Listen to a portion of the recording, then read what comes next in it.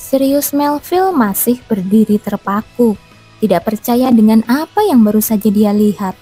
Tangan yang gemetar membawa rokok ke bibirnya. Dia menyalakannya, menghirup dalam-dalam, lalu menghembuskan asap sambil menggelengkan kepala pelan. Aku tidak pernah membayangkan Putri Agnes bisa memperlihatkan ekspresi seperti itu.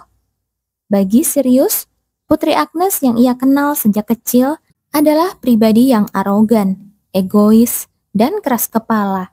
Dia sering melihatnya berulah sejak dirinya sering berkunjung ke istana, karena dia bersahabat dengan putra mahkota Damian. Sirius masih ingat betapa menyebalkannya suara tawa nyaring sang putri, juga betapa kejamnya ia saat keinginannya tidak terpenuhi. Namun seiring waktu, rasa benci itu berubah menjadi kasihan. Dia tahu, di balik sifat buruknya, Agnes hanyalah seorang gadis kecil yang kesepian. Ibunya meninggal terlalu cepat, diikuti juga oleh pengasuhnya. Yang tersisa hanyalah ayah yang sibuk dan seorang kakak yang dingin. Ekspresi rapuh sang putri yang barusan dia lihat menancap begitu dalam di pikirannya. Dia yakin semua ini karena Raymond yang melontarkan kata-kata kejam padanya. Sirius menginjak puntung rokoknya dengan penuh penyesalan. Tunggu, bukankah waktu itu akulah yang menyuruh Raymond pergi ke tempat sang putri berada? Jadi semua ini salahku. Beban rasa bersalah menekan dadanya lebih berat dari apapun yang pernah dia rasakan. Beberapa hari kemudian, Putri Agnes makan siang bersama Kaisar Alexander ayahnya. Sang kaisar yang biasanya garang layaknya harimau di depan para menteri, kini menatap putrinya penuh dengan perhatian. Agnes, apakah semuanya baik-baik saja? Tanyanya dengan lembut. Agnes tersenyum dan menjawab dengan ringan. Tidak ada masalah, ayah. Namun perhatian sang kaisar semakin tajam ketika dia menyebut tentang misi yang akan segera dijalani. Misi? Mata Agnes berkilat bahagia. Akhirnya, kesempatan itu datang. Sebuah misi bersama Kylo. Meskipun tidak hanya berdua, melainkan bersama kesatria dan prajurit lainnya, tetap saja hatinya melonjak gembira. Sang kaisar menatapnya lama. Dia heran, apakah putrinya benar-benar mulai dewasa seperti yang dilaporkan para pengawal? Sekilas, dia bahkan merasa iba melihat anaknya yang polos, yang mirip bayi tupai yang manis itu. Pagi keberangkatan pun tiba. Agnes bangun lebih awal, memakai seragam, dan menyiapkan perlengkapan dengan semangat. Malam sebelumnya, dia hampir tidak bisa tidur. Baginya, perjalanan 4 hari 3 malam ini terasa seperti sebuah piknik bersama orang yang dia cintai. Bahkan, demi momen ini, Agnes membawa kamera kecil kesayangannya. Bukti betapa dunia fantasi bercampur steampunk ini telah membuatnya bisa tetap menjadi dirinya sendiri. Saat tiba di markas kesatria, dia melihat kereta para kesatria putih sudah siap berangkat. Agnes hanya melirik dengan ekspresi kesal. Mereka membawa begitu banyak barang seperti mau pindahan. Memangnya ini piknik? Apa mereka pikir misi ini hanya lelucon? Gumamnya dalam hati. Misi kali ini adalah menuju sebuah desa yang masih porak-poranda akibat perang. Para kesatria harus menenangkan para warga, mengobati yang sakit, memastikan proyek pemulihan berjalan, sekaligus membersihkan ancaman monster yang mungkin masih tersisa. Karena wilayah kekaisaran yang luas, Agnes tahu kesatria putih dikirim ke daerah yang paling dekat, sementara kesatria hitam ke tempat terjauh dan tersulit. Baginya, semua ini jelas ulah Raymond Spencer, pemimpin para kesatria putih. Matanya sibuk mencari sosok yang benar-benar dia tunggu, dan di kejauhan dia melihatnya. Kylo! Seolah bertemu kembali dengan cinta pertama, jantung Agnes berdegup kencang. Namun, senyum itu langsung menghilang ketika tatapannya bertemu dengan Raymond yang berdiri di belakang Kylo. Agnes menatapnya dingin, tapi bagi Raymond yang sudah terbiasa menghadapi banyak mata, tatapan itu justru terasa berbeda. Sejak kejadian terakhir, Putri Agnes memang tidak lagi mendekatinya secara langsung, tetapi rumor yang dia sebarkan telah membuat hidup Raymond berantakan, karena dia harus menjelaskan semuanya kepada semua orang yang ditemuinya. Putri Agnes bertujuan menurunkan nilai Raymond dengan membuatnya terjerumus dalam skandal. Dia pasti sedang merencanakan cara baru untuk mendapatkanku, pikir Raymond dengan kesal. Seolah melarikan diri dari Agnes, Raymond segera memberi perintah. Kita berangkat sekarang. Kereta para kesatria pun bergerak, meninggalkan ibu kota menuju daerah yang disebut dengan SP3. Di bagian paling selatan dari ibu kota, terbentang sebuah wilayah yang masih berada di bawah kekuasaan Istana Kekaisaran. Perjalanan ke sana biasanya memakan waktu lebih dari seminggu. Namun berkat adanya gerbang perantara, rombongan ini hanya membutuhkan 2 hari. Keretanya pun bukan kereta biasa, melainkan kereta mekanis yang membuat perjalanan terasa begitu ringan. Namun meski perjalanan tampak mudah, wajah para prajurit tidak menunjukkan hal yang sama. Mereka tampak murung, bahkan kesal. Kenapa kita harus ikut bersama kesatria hitam? Gumam salah satu dari mereka lirih. Memang para prajurit itu bukan dari ordo kesatria, sehingga wajar bila mereka merasa tidak senang. Bukan hanya karena kesatria hitam terkenal dengan kegilaan mereka, tapi juga karena ada seorang putri yang ikut serta. Putri yang selama ini disebut sebagai bom waktu berjalan. Prajurit lain menimpali dengan nada getir. Kenapa kita yang kena sial? Mereka menoleh ke depan, ke arah seorang gadis bangsawan yang menunggangi kuda putih. Bagi para prajurit, perjalanan ini pasti terasa berat untuk seorang putri yang seumur hidupnya hanya tinggal di dalam istana. Mereka sudah membayangkan akan menjadi sasaran kemarahan sang putri setiap kali ia mengeluh. Apalagi Kylo Grey sebagai pemimpin kesatria hitam pasti suka memperlakukan orang lain seperti serangga. Namun kekhawatiran itu ternyata tidak terbukti. Sejak awal berangkat hingga tiba di perkemahan, Agnes tidak sekalipun menunjukkan wajah cemberut. Justru senyumnya cerah, seolah ia sedang melakukan tamasya musim semi. Perjalanan ini adalah piknik terbaik bersama kesayanganku. Begitu yang ada dalam pikirannya. Mata Agnes tidak lepas dari sosok Kylo yang menunggang di depan. Rambutnya berkilau tertiup angin. Baginya, itu pemandangan terindah yang pernah dia lihat. Sementara itu, Kylo menoleh sekilas ke belakang. Dia melihat Agnes begitu ceria, sama sekali tidak menyadari kalau kehadirannya membuat prajurit gelisah. Bagi Kylo, ekspresi itu terasa salah tempat. Apakah sang putri mengira ini benar-benar sekedar piknik? Pikirnya dengan gusar. Kenangan tentang Raymond Spencer yang dilihatnya sebelum meninggalkan istana, seorang bangsawan yang menatapnya dengan hina, entah mengapa, dia jadi ingin mematahkan ilusi bahagia Agnes. Dengan nada serius, dia sengaja berkata, "Misi kali ini akan sulit. Monster yang pernah kita hadapi bisa saja muncul lagi. Bahkan mungkin lebih banyak. Karena terakhir kali dia menjalankan misi, dia berlumuran darah monster, sang putri pasti masih memiliki sedikit rasa takut. Kylo memang sengaja menakut-nakutinya." Agnes menoleh, senyumnya tak luntur sedikit pun. "Kalau begitu, aku harus tetap dekat dengan komandan agar aman, bukan?" Kylo terdiam. Dia tidak menyangka jawaban itu keluar dari bibir sang putri. Ada peringatan tersembunyi di balik ucapannya, dan itu membuat Kylo mendengus kesal dalam hati. Benar juga, kalau satu helai rambut sang putri sampai terluka, aku pasti tidak akan lepas dari hukuman kaisar. Ini bukan misi, ini seperti menjaga anak kecil. Perkemahan pertama mereka berada di kaki pegunungan. Para prajurit sibuk mendirikan tenda dan memeriksa sekitar. Anna dan Victor dengan terampil membawa kayu bakar dan menyalakan api. Agnes sempat melirik, mencari apa yang bisa dia lakukan. Dia tahu, sebagai putri yang kini menyandang status anggota kesatria, dia tidak boleh sekedar berdiam diri. Ketika Kylo pergi memimpin patroli, Agnes membawa ember kosong dan berjalan ke arah sungai. Dia semula berharap bisa menemukan ikan agar makan malam terasa istimewa. Tapi sayangnya tidak ada ikan di sungai itu. Namun matanya menangkap bayangan di dasar sungai. Dia bertanya pada salah seorang prajurit, bukankah itu bisa dimakan?" Sang prajurit tampak kaku, tidak tahu harus menjawab apa.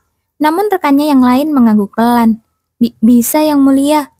Tanpa ragu, Agnes melangkah ke sungai. Karena sepatu bot kedap airnya, sepatunya tidak akan basah ataupun berat. Air memercik dan beberapa prajurit terkejut hingga tidak sempat menghentikannya. Dengan sigap, Agnes mengangkat tangannya dari air dan di genggamannya, seekor udang air tawar menggeliat. Bukan hanya satu, tapi banyak. Dia segera memasukkannya ke dalam ember dengan wajah berbinar.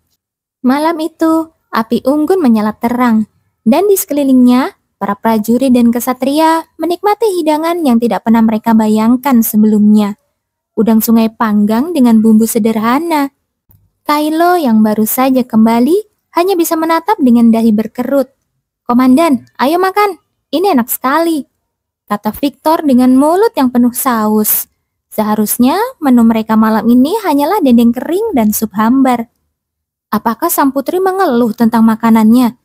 Dan para prajurit memang sudah mempersiapkannya. Tepat saat dia hendak marah, salah satu prajurit berbicara dengan suara keras. "Terima kasih pada putri. Ini pertama kalinya saya bisa makan seenak ini di perkemahan." Agnes hanya tertawa kecil sambil menjawab, "Kalau di luar istana, makanannya harus lebih enak, baru terasa menyenangkan." Kylo sempat ingin menegur, dia tidak senang dengan semuanya. Tapi ketika melihat wajah para prajurit yang penuh semangat, seolah mereka sedang piknik, ketimbang takut menghadapi perjalanan sulit yang akan mereka tempuh, akhirnya dia memilih diam agar semangat mereka tidak turun. Victor bahkan menyodorkan sepotong kaki udang bakar kepadanya. "Komandan, coba yang ini." Kylo mendesah, lalu akhirnya menggigitnya juga. Rasanya begitu gurih, hingga sulit dipercaya itu hanya makanan yang dibuat mendadak di perkemahan. Kylo menghentikan pikiran-pikirannya yang mengganggu dan memulai makan. Malam itu berlalu tanpa gangguan.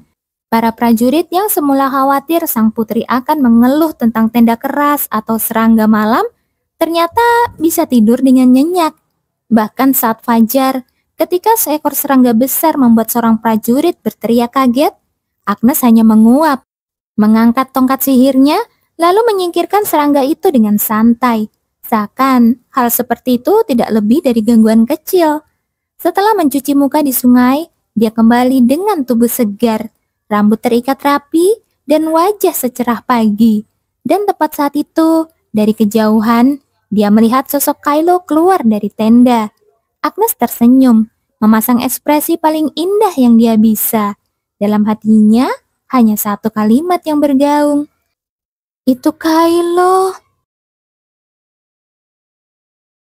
Pagi dimulai dengan tenang. Kylo bangun lebih awal, keluar dari barak, bersiap untuk perjalanan hari itu. Namun tiba-tiba, sebuah suara bening terdengar, begitu jelas, seakan menyapu udara pagi. "Apakah kau tidur nyenyak tadi malam?" Kylo menoleh, agak terkejut.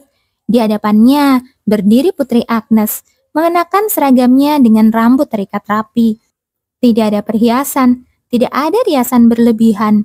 Justru karena kesederhanaannya, kecantikan alami itu tampak begitu memukau. Kylo tertegun, baru kali ini dia menyadari alasan banyak orang selalu memuji sang putri. Dan baru kali ini, wajah indah itu begitu dekat dengannya. "Tunggu, ini terlalu dekat," pikirnya. Dia buru-buru mundur selangkah dengan wajah mengeras. Agnes mendekat sedikit, matanya penuh tanya. "Apa komandan tidak mendengarku? Komandan tidur nyenyak semalam." Kylo hanya membuang muka tidak menjawab. Seketika bibir Agnes mengerucut, malu dan kecewa. Apakah Kylo benar-benar membenciku? Pikirnya. Namun anehnya, alih-alih sakit hati, dadanya justru berdegup lebih cepat. Nafasnya semakin berat. Apa aku ini orang yang aneh ya? batinnya dengan wajah yang memerah. Perjalanan pun dimulai kembali. Berbeda dari yang dibayangkan semua orang, sang putri tetap bertahan tanpa keluhan. Dia bahkan lebih cepat terlelap di malam kedua dibanding malam pertama. Para prajurit mulai berbisik heran. Tuan Putri tidak serewel seperti yang dirumorkan ya? Sedikit demi sedikit, penilaian mereka tentang Agnes mulai berubah. Namun di tempat lain, ada orang-orang yang justru diliputi kegelisahan. Di sebuah tempat penampungan darurat, warga desa SP3 berkumpul. Mereka adalah korban yang terpaksa meninggalkan rumah karena bahaya. Kabar bahwa putri kerajaan akan datang justru memunculkan keresahan baru. Kenapa putri yang harus datang ke sini? Bukankah seharusnya yang turun tangan adalah Sen? Bahkan di sini tidak ada orang yang berubah menjadi iblis. Lalu untuk apa dia datang? Dengar-dengar, putri itu memperlakukan Sen dengan buruk. Katanya dia sangat kejam. Desas-desus semakin liar, membuat warga makin cemas. Sebagian ada yang menunggu dengan rasa penasaran. Sebagian lain menahan amarah dan takut dipandang rendah. Sementara itu, rombongan kesatria hitam bersama Putri Agnes terus bergerak, melewati pegunungan dan ladang. Agnes sendiri diam-diam meneguhkan hati. Inilah saatnya, perjalanan ini akan menjadi kesempatan untuk memperbaiki citraku, terutama di depan Kylo. Tempat penampungan darurat tampak padat. Prajurit lokal dan penduduk bahu-membahu menjaga ketertiban. Anak-anak, orang tua, juga para ibu hamil ditempatkan di bangunan paling aman. Semua orang telah menunggu tibanya bantuan dari ibu kota. Dan akhirnya tibalah rombongan itu. Meski yang datang adalah kesatria hitam dan sang putri yang penuh rumor buruk. Desas-desus tidak berhenti berhembus di antara para warga. Di tengah tatapan penuh prasangka itu, Kylo segera turun dari kuda untuk menerima laporan situasi. Sedangkan Agnes, dia menatap sekeliling dengan hati yang pilu. Bangunan darurat begitu sederhana, dan para pengungsi tampak lelah. Agnes lalu tersenyum lembut menghampiri sekelompok anak kecil. Wajah-wajah mungil itu kaget. Belum pernah mereka melihat sosok seindah itu, apalagi dengan senyum menenangkan seperti malaikat. Anak-anak, bisa tunjukkan padaku di mana para orang sakit dirawat? Anak-anak itu saling pandang, lalu menunjuk sebuah bangunan. Seorang bocah dengan cepat berteriak, "Aku akan mengantar, ibuku ada di sana, tolong obati dia lebih dulu." Agnes mengangguk penuh welas asih, lalu melangkah menuju bangunan tempat orang sakit berkumpul, diiringi oleh anak-anak. "Baiklah, ayo tunjukkan jalannya." Bisik-bisik warga semakin gaduh. Apa benar itu sang putri? Atau jangan-jangan sebenarnya dia itu Saint? Bodoh, Saint itu punya rambut berwarna hitam. Lalu siapa dia? Sementara itu, Kylo yang sedang menerima laporan tentang situasi di tempat tersebut berhenti dan melihat sekeliling. Hah? Sang putri di mana? Raut wajahnya tegang. Bagi Kylo, tugas terpenting bukan hanya mengamankan desa, melainkan menjaga keselamatan Agnes. Dia segera bertanya pada Victor. "Victor, di mana putri?" "Bukan putri, tapi Lady Sen. Katanya beliau ke arah sana." Victor menunjuk santai, seolah itu hal sepele. Tapi bagi Kylo, kepalanya langsung terasa berdenyut. Kenapa dia jalan-jalan seenaknya? Apa dia pikir ini benar-benar piknik? Dan tepat saat amarahnya mulai naik, Ana Montrose berlari tergesa, wajahnya pucat. Komandan, ada masalah besar." Alis Kylo berkerut mendengar kabar bahwa ada masalah. "Masalah apa?" tanyanya cepat, nada suaranya menekan. Ana terhenti, ragu untuk menjawab. Hingga akhirnya seorang prajurit yang datang bersamanya buka suara. "Persediaan air minum di sini sudah benar-benar terputus, Komandan." "Apa?" "Sudah 2 hari ini, air dari pipa keluar bercampur dengan darah monster. Sepertinya ada masalah di sungai desa. Semua aliran yang menuju ke tempat penampungan ini tercemar." Kylo menahan amarah. "Lalu, tidak ada air jernih di sekitar sini?" Prajurit itu menunduk. "Air di sekitar semua sudah berubah warna, Komandan." Sialan. Pasokan bantuan dari ibu kota memang tidak termasuk air bersih, karena desa ini awalnya memiliki sungai besar dan saluran air yang memadai. Namun, jika sudah 2 hari warga tidak minum air bersih, Itu berarti para pengungsi, terutama yang sakit, berada di ambang kematian. Kylo memutar otak, hingga tiba-tiba dia teringat seseorang, Putri Agnes. Dialah satu-satunya penyihir yang tersisa di Kesatria Hitam. Kemampuan dasar seorang penyihir adalah sihir pemurnian.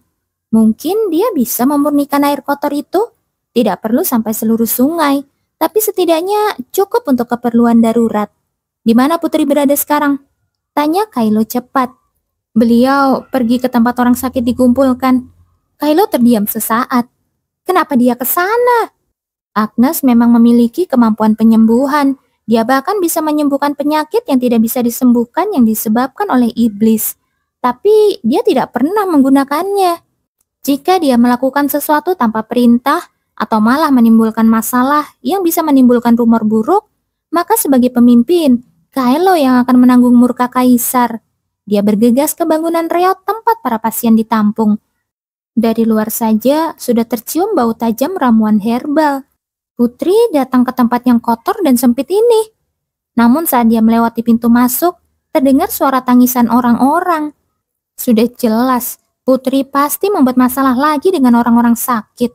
Alis Kylo berkerut dan ia bergegas masuk. Namun tiba-tiba, cahaya menyilaukan menyembur dari dalam, menusuk mata, hingga Kylo harus mengangkat lengan untuk menutup pandangannya. Ketika silau itu mereda, pandangannya jatuh pada sosok berambut perak keunguan yang berdiri di tengah ruangan. Agnes, rambutnya memantulkan cahaya lembut seolah ia sendiri adalah seorang malaikat. Ada dua penyakit yang berasal dari iblis. Pertama adalah penyakit yang membuat orang tersebut sepenuhnya dirasuki iblis. Kulitnya menghitam seperti monster, kehilangan akal sehat, dan menyerang orang-orang seperti zombie. Mereka hanya bisa dibunuh dengan cara dibakar, dan hanya Seth yang bisa memurnikannya. Lalu penyakit lainnya adalah penyakit yang tidak dapat disembuhkan. Ini tidak merubah orang menjadi iblis. Gejalanya dimulai dari ujung kaki, dan perlahan-lahan menjalar ke tubuh bagian atas. Beberapa orang berkembang sangat lambat, sementara yang lain menjadi lumpuh dan meninggal setelah menghitam dari ujung kaki hingga ujung kepala hanya dalam 1 hari.